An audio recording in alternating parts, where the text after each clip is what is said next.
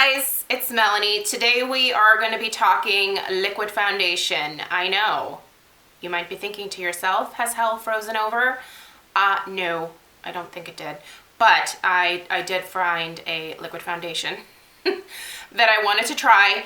And honestly, the only reason that I wanted to try this is because I have such good luck with a lot of Paula's Choice products. There are some definite hits and misses for me.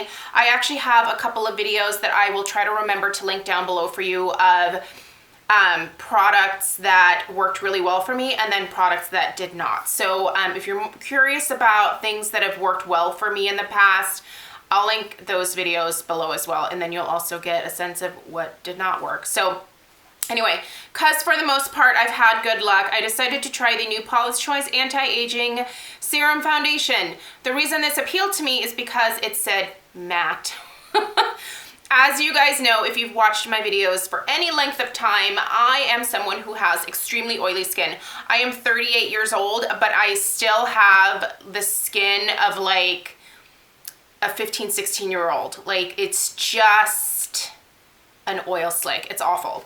So typically liquid foundations do not work for me, and I have become very loyal and to powder foundation. I've just found that they work extremely well for me.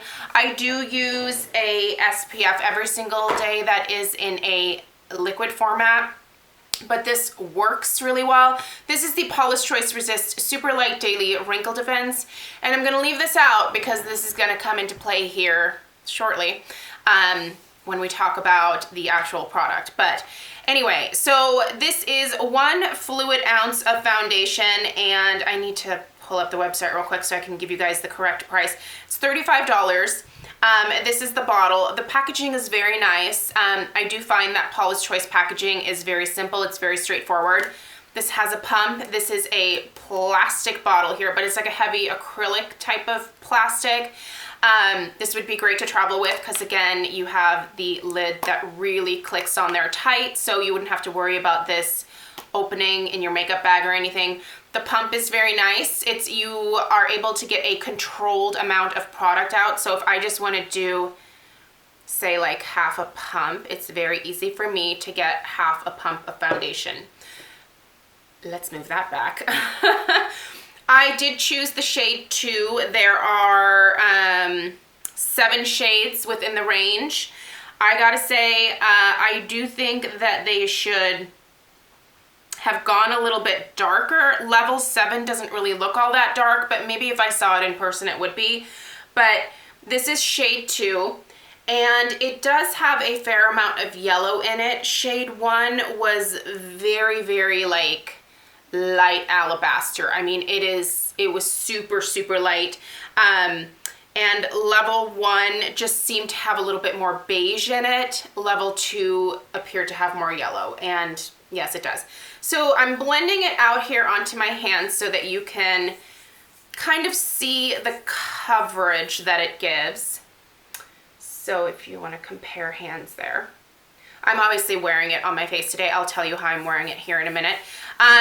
So this is Buildable Coverage here, and it definitely dries down to what I would consider a satin matte finish. It's not straight up matte to where it feels tight on your skin, but it's a satin matte finish. So just know that if you have really dry skin, if you want this to work for you, I would highly suggest putting a drop or 2 of argan oil or like marula oil in here, whatever oil you like best.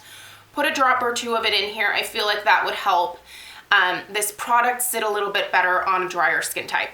Let's talk about the claims, because that's one of the reasons that I was really interested in this, one of the reasons I was really interested in this product is because it makes a lot of anti-aging claims. So they say that this is a complexion enhancing matte finish liquid foundation with research-based anti-aging ingredients that help skin look visibly smoother and younger. So kind of big claims there. So this is supposed to be anti-aging for wrinkles, It's supposed to be for all skin types. It contains finely milled pigments that diffuse imperfections. It has antioxidants and ceramides to provide anti-aging benefits. It has a soft focus matte finish and a medium buildable coverage. So I have only ever used like one layer of it. I'm not someone who needs to blank out my face. I don't think that that super heavy makeup look is flattering on myself personally. I know some people prefer much heavier coverage. I think you could definitely build this, but I personally would not want to because I feel like it might look kind of heavy. So if you're someone that likes a really heavy look from the get-go, you're gonna have to build this up a little bit because it is a true medium finish once you get it on your skin. So I have tried this product in a couple different ways, and I'm gonna go ahead and explain those different ways to you because that will sort of tell you why I came to the conclusion on this in terms of whether I liked it or not and whether I'm gonna return it or continue to use it. So by itself, I use this completely by itself without my Resist Super Light Daily Wrinkle Defense underneath it for one day. I didn't like that. And on that day, I applied it with a brush, just a dense kabuki brush. I didn't like that. I find that this is very difficult to blend with a kabuki brush. I think a sponge, like this Real Technique sponge here, is really the best way to apply this product. It's going to shear it out a little bit for you, and it's going to make it easier to work with because it dries very quickly when you get it on your skin. This is not something that you can like dab and then maybe take a phone call and then get back to like blending it. Don't do that because you're gonna be able to tell where you put those dabs and you're gonna have to like scrub to get that to spread. Do not take your time with this foundation. So didn't like it by itself because my oil broke through. Even though this is a matte foundation, my oil broke through and I was really, really shiny within a couple of hours. So then the next day I put my Resist Super Light Daily Wrinkle Defense underneath, and then I put this over top and I used a sponge. Worked much better. I did still notice that probably by 3 o'clock in the afternoon, I really looked like I needed to blot. Like it caused my oil to sort of look magnified. I don't know if it necessarily was, but I may have just used a little bit too much foundation. That could have been it too. Now, the way that I really actually like this and will continue to use it, so I'm not going to return this, the way that I like this best is if I use it with, so if I mix these two together, the Resist Super Light Daily Wrinkle Defense SPF 30. This does not have an SPF in it by itself. They do actually tell you on the side of the box that you need to apply this foundation over your daily sunscreen. So I was kind of surprised that they didn't include at least an SPF 15, but there had to have been a reason for that. So you'll have to use an SPF underneath because you will get no protection from this. So what I would do is, what I have been doing and what you're seeing on my face right now is I just use my regular amount of my SPF and I put half a pump of this in with that, mix it around. It actually changes the color of this to my perfect shade. I've told you guys before that this is a little bit too beige for me. Normally I would use my Cover FX custom cover drops to adjust the shades of this, but I've just been using this and it's worked perfectly. I apply it with a sponge, and in the areas where I want just slightly more coverage, like I have a little bit of redness right around my nose, I'll put just a little bit more of the foundation onto the sponge and tap in those areas. Covers it beautifully, and then I will use a little bit of a powder foundation over top to set everything. And what I've been using is my Tarte Creamy Confidence powder foundation for that, and this is the end result. So I feel like it's a very natural, it's a little bit more dewy than what I normally like, but it's a very natural look to my skin.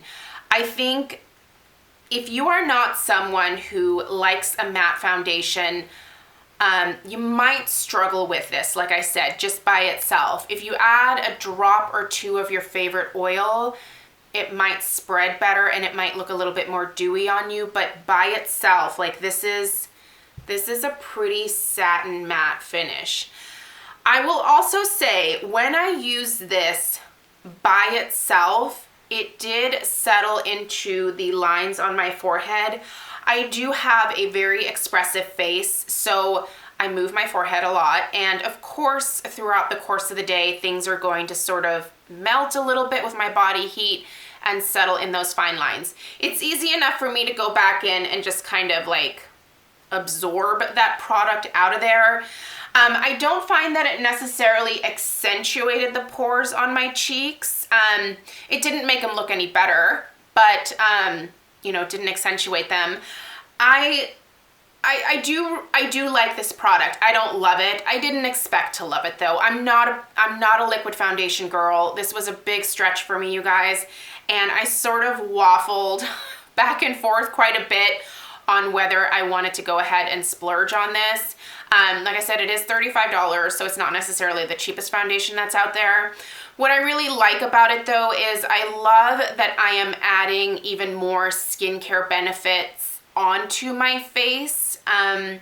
You know, having the ceramides in here and, you know, the other anti-aging benefits combined with this, the benefits from this as well, because this is also a moisturizer that also has, you know, some anti-aging benefits in it as well. I love knowing that I'm putting good stuff on my skin and that I'm not just like covering my face up and not getting any benefits from the products, if that makes sense.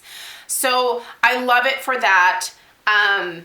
I can totally live without it though, you know? So I don't know what I would really like tell you guys to do. I think if you are curious about it and you have a skin type like me, I would think about maybe mixing it with something like this, which has worked really well for me. And then also making sure to like powder over top of it. I feel like this would probably be best for those of you that have normal or combination skin. I think it's really probably geared more towards those two skin types than it is very oily or very dry. So just kind of know what your skin type is before you get into this. The reviews that they have up so far, quite honestly, are very mixed. As of today, when I'm recording this video, there are 2 reviews up. One of them is like, this is my new Holy Grail foundation, and then the other one is like, I hate this stuff. So kind of 50-50 right now in terms of what other people are thinking. I will of course link it down below for you. By the time this video goes up, there might be a few more reviews that go up on the Paula's Choice website. So definitely go check those out as well and see what other people have to say. But yeah, I'm glad I tried it.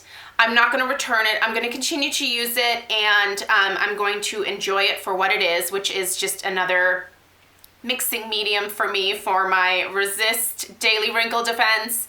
And yeah, that's what I'm going to use it for. I hope this was helpful for you guys. I know that foundation reviews are always kind of tough for me because I'm coming at it from the perspective of having just an incredibly oily skin type, and not everybody has that issue. You know, I guess it's a good issue to have in that my skin is definitely probably looking a lot younger than my actual age because of the oiliness, but it's also really frustrating to deal with because I feel like, you know, I can't use a lot of the great products that, you know, a lot of YouTubers recommend because I just can't do the liquid foundation. It just does not work for me. So anyway, let me know if you guys have any questions at all down below in the comments. I'm really looking forward to seeing what you guys think about this, if you've tried it or if you're thinking about trying it. Yeah, I want to hear other people's thoughts because this is fairly new. There is also a primer that they came out with. I'm waiting for the reviews to come out on that before I invest in it. But you might see that probably at some point in March. So I'll see if it's kind of worth it based on the reviews next month. So thank you so much for watching, you guys, and I'll see you in my next video. Take care. Bye.